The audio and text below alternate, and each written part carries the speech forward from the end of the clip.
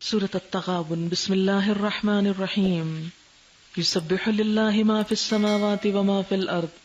اللہ کی تسبیح کر رہی ہے ہر وہ چیز جو آسمان و زمین میں ہے۔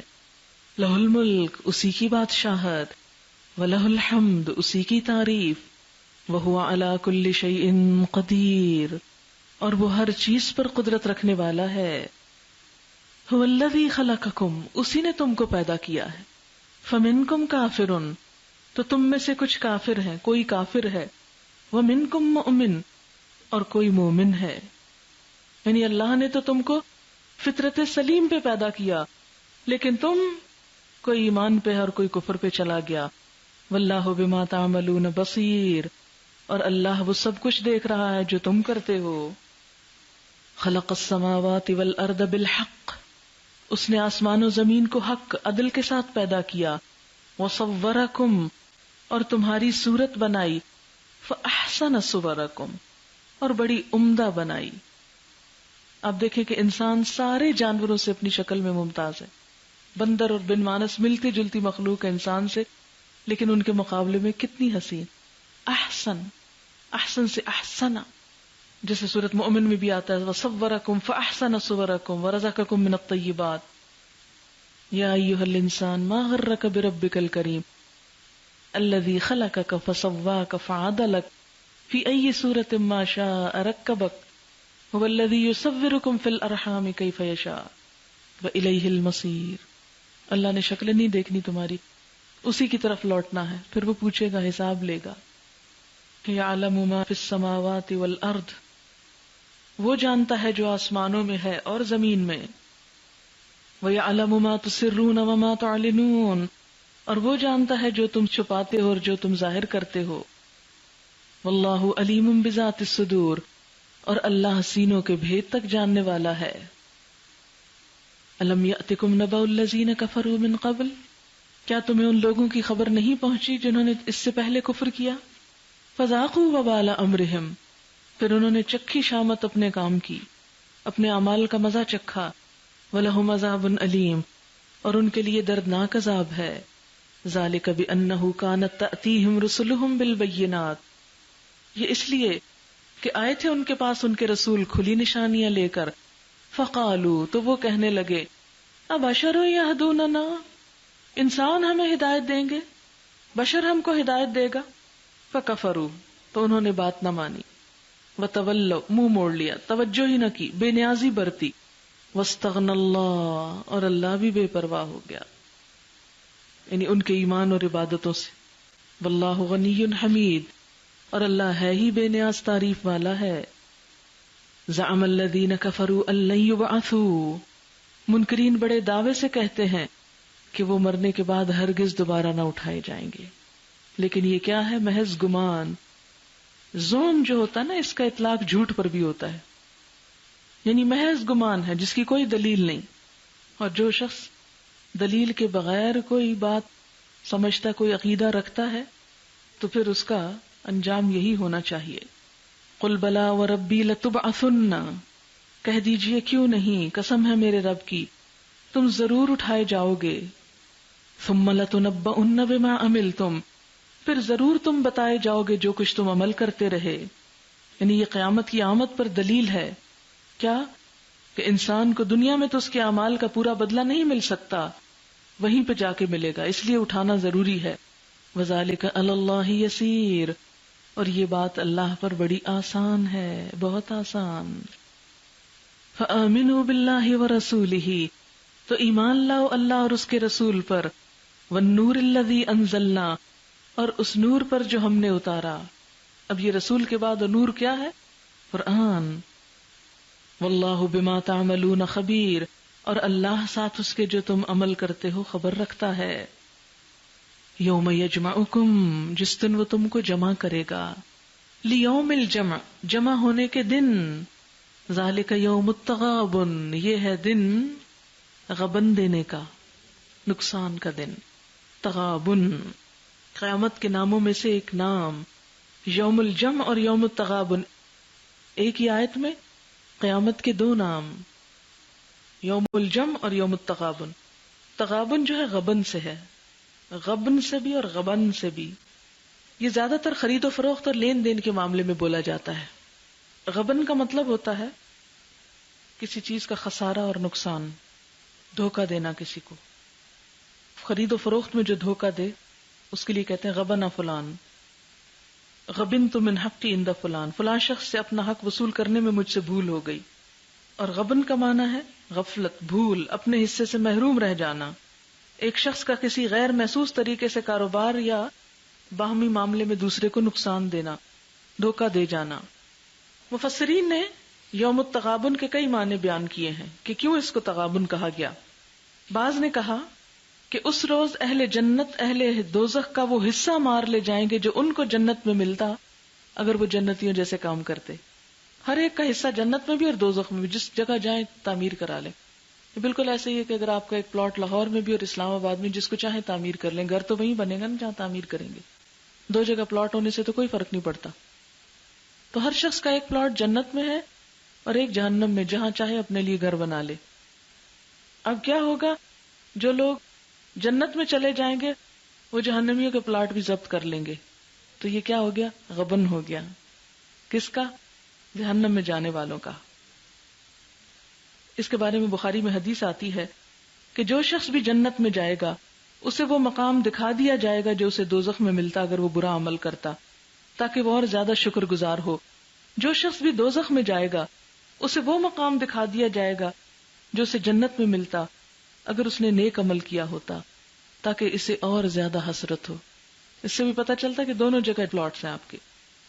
دوسری تفسیر کہ اس روز ظالم کی اتنی نیکیاں مظلوم لوٹ لے جائے گا جو اس کے ظلم کا بدلہ ہو جائیں، یا مظلوم کے اتنے گناہ ظالم پہ ڈال دیے جائیں گے جو اس کے حق کے برابر وزن رکھتے ہوں. اس کے بارے میں بخاری میں آتا ہے آپ صلی اللہ علیہ وسلم نے فرمایا جس شخص کے ذمہ اپنے کسی بھائی پر کسی قسم کے ظلم کا بار، اسے چاہیے کہ یہیں سبق دوش ہو جائے، کیونکہ آخرت میں دینار و درہم نہ ہوں گے، وہاں اس کی نیکیوں میں سے کچھ لے کر مظلوم کو دلوائی جائیں گی، یا اس کے پاس نیکیاں کافی نہ ہو تو مظلوم کے گناہ اس پر ڈال دیے جائیں گے. گویا وہ نیکیاں جو کما کے لایا تھا، جس سے اس نے جنت لے لی تھی، وہ اس سے لے لی گئی، یعنی مظلوم کے پاس چلی گئی. تو اس کا غبن ہو گیا نا، نقصان ہو گیا.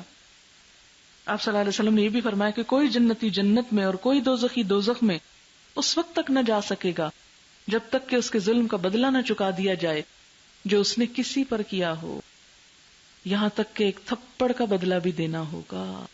ہم نے عرض کیا یہ بدلہ کیسے دیا جائے گا جبکہ قیامت میں ہم ننگے بچے ہوں گے؟ فرمایا اپنے اعمال کی نیکیوں اور بدیوں سے بدلہ چکانا ہوگا. کیسے بیٹھ کے آرام سے غیبت کرتے رہتے ہیں لوگوں کی. اور وہ حدیث کتنی مشہور ہے، آپ نے فرمایا تم جانتے ہو مفلس کون ہے؟ تو لوگوں نے عرض کیا مفلس وہ ہوتا ہے جس کے پاس مال متاع کچھ نہ ہو. فرمایا میری امت میں مفلس وہ ہے جو قیامت کے روز نماز، روزہ، زکوٰۃ ادا کر کے حاضر ہوا مگر اس حال میں آیا کہ کسی کو اس نے گالی دی، کسی پر بہتان لگایا، کسی کا مال مار کھایا، کسی کا خون بہایا، کسی کو مارا پیٹا. پھر ان سب مظلوموں میں سے ہر ایک پر اس کی نیکیاں لے کر بانٹ دی گئیں، اور جب نیکیوں میں سے کچھ نہ بچا جن سے اس کا بدلہ چکایا جاتا تو ان میں سے ہر ایک کے کچھ کچھ گناہ لے کے اس پہ ڈال دیے گئے اور وہ شخص دوزخ میں پھینک دیا گیا. ایک اور حدیث میں ہے آپ صلی اللہ علیہ وسلم نے فرمایا کسی مجاہد کے پیچھے اگر کسی شخص نے اس کی بیوی اور اس کے گھر والوں کے معاملے میں خیانت کی تو قیامت کے روز اس مجاہد کے سامنے کھڑا کر دیا جائے گا اور اس کو کہا جائے گا اس کی نیکیوں میں سے جو کچھ تو چاہے لے لے.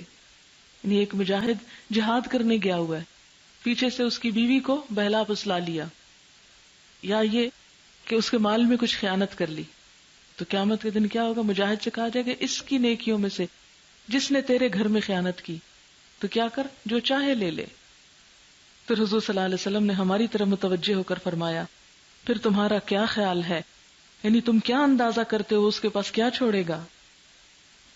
ایک اور تفسیر تغابن کی یوں کی گئی کہ تغابن کا لفظ چونکہ تجارت کے معاملے میں بولا جاتا ہے تو اللہ نے دنیا کس لیے دی تھی کہ ہم تجارت کریں نا. اور جو شخص دنیا میں نیکی کی تجارت کرے گا، نیکی کماتا چلا جائے گا تو قیامت تک اس کی نیکیاں بڑھتی چلی جائیں گی، اور اس طرح اس نے اپنے جان، مال، جسم، ہر چیز سے کیا کیا؟ ایک فائدہ اٹھایا. اور اگر اس نے غلط کام کیے تو گویا اپنی ان ساری صلاحیتوں کو، انویسٹمنٹ ہے نہیں ہماری، ہر چیز کا اچھا استعمال اچھی انویسٹمنٹ ہے، تو اس نے اپنا اصل زر جو ہے وہ تباہ کر دیا. ذالک یوم التغابن ومن یؤمن باللہ ویعمل صالحا یکفر عنہ سیئاتہ، اور جو اللہ پر ایمان لایا اور نیک عمل کیے اللہ اس کے گناہ جھاڑ دے گا اور اسے ایسی جنتوں میں داخل کرے گا، یدخلہ جنات تجری من تحتها الانہار خالدین فیہا ابدا، جن کے نیچے نہریں بہتی ہوں گی، یہ لوگ ہمیشہ ہمیشہ ان میں رہیں گے. ذالک الفوز العظیم، یہی بڑی کامیابی ہے. والذین کفروا وکذبوا بآیاتنا، اور وہ لوگ جنہوں نے کفر کیا اور ہماری آیات کو جھٹلایا، اولئک اصحاب النار، یہ دوزخ والے ہیں. خالدین فیہا، اس میں ہمیشہ رہیں گے. وبئس المصیر، کتنا برا ٹھکانہ ہے.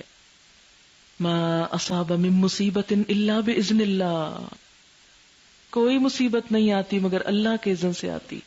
جسے پیچھے بھی پڑھا نا آپ نے سورۃ الحدید میں، تو اللہ تعالیٰ فرماتے ہیں اس سے پہلے کہ ہم اسے لائیں ہم پہلے سے ہی لکھ چکے ہوتے ہیں.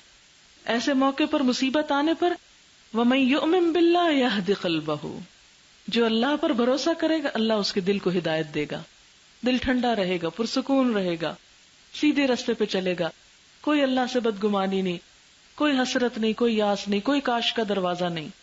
کیونکہ کہتے ہیں نا جب انسان کاش کہتا ہے کاش یہ نہ ہوتا، کاش وہ نہ ہوتا، تو شیطان کو داخل ہونے کا رستہ مل جاتا ہے، پھر آگے آ کے شیطان بہکاتا چلا جاتا ہے. تو جو شخص مصیبت پہ صبر کرے گا، اللہ پہ بھروسہ کرے گا، کہ کوئی بھی چیز جب انسان کے ہاتھ سے مثلا نقصان ہوتی، کوئی چیز جو چلی جاتی، اور اس موقع پر انسان یہ سوچے اللہ نے دیا اور اللہ ہی نے لے لیا، اللہ کی چیز سے امانت تھی، ختم، تو پھر کوئی غلط کلمہ نہ زبان سے نکلتا، نہ شکوہ دل میں آتا ہے، نہ انسان بلا وجہ پریشان ہوتا ہے، اور نہ اپنے وقت اور اپنی زندگی صلاحیتوں ان چیزوں کو گنواتا ہے. یہدی قلبہ، اور دل ہدایت پا جائے تو سارا عمل درست ہو جاتا ہے. واللہ بکل شیء علیم، اور اللہ ہر چیز کو جاننے والا ہے.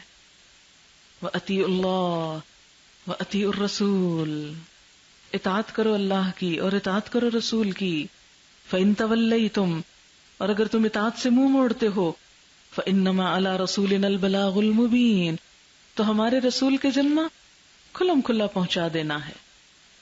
اللہ لا الہ الا ہو، اللہ وہ ہے جس کے سوا کوئی خدا نہیں. وعلی اللہ فلیتوکل المؤمنون، اور اللہ پر چاہیے کہ توکل کرے مومن، یعنی رسول اور اس کے ماننے والے اللہ پہ بھروسہ کر کے آگے بڑھیں، کیونکہ اللہ کا کام ہے، اللہ ہی کے حوالے کریں، اللہ ہی مدد کرے گا. یا ایھا الذین آمنوا ان من ازواجکم واولادکم عدوا لکم فاحذروہم، اے لوگو جو ایمان لائے ہو، تمہاری بیویوں اور تمہاری اولاد میں سے بعض تمہارے دشمن ہیں، دشمن، میٹھے دشمن. وَإِن تَعْفُوا وَتَصْفَحُوا وَتَغْفِرُوا، اگر معاف کر دو، عفو درگزر سے کام لو، معاف کر دو، بخش دو، تو اللہ بھی غفور الرحیم ہے. اولاد ہو یا ازواج ہوں، شوہر ہوں یا شوہر کے لیے بیوی، انسان ان کے معاملے میں انتہائی کمزور ہے، انتہائی کمزور. ساری دنیا کو اصول اور ضابطے اور قاعدے سکھاتا ہے، یہاں آ کے سب بھول جاتا ہے. کسی ایک ٹیچر کے بچے کو ہی دیکھ لیں کہ دوسروں کو وہ تہذیب سکھاتا ہے، ڈسپلن سکھاتا ہے، اور وہی اپنے بچے کو ڈسپلن سکھانے میں ناکام ہے. کیوں؟ اس لیے کہ وہاں وہ جو بے جا کی محبت ہے نا، سافٹ کارنر، ہائے بیچارے سو رہے ہیں، ہائے بیچارے بھوکے، ہائے بیچارے تھکے ہوئے، وہ ان کو انسان نہیں بننے دیتے. یہی دشمنی ہے کہ وہاں آ کر انسان کمزور پڑ کے سب بھول جاتا ہے. جیسے دین کے لیے نکلنے کی بات ہے، بچہ رو رہا ہے، ٹانگوں سے چمٹ رہا ہے، دوسرے بھی کہ ہائے کتنی ظالم ماں ہے، روتے بچے کو چھوڑ دیا. یہ کیسا اسلام ہے، یہ کیسا دین ہے. نماز پڑھتے وقت اور کسی کچھ دیتے وقت کیوں نہ بچوں کو دیں، کسی اور کو کیوں دیں.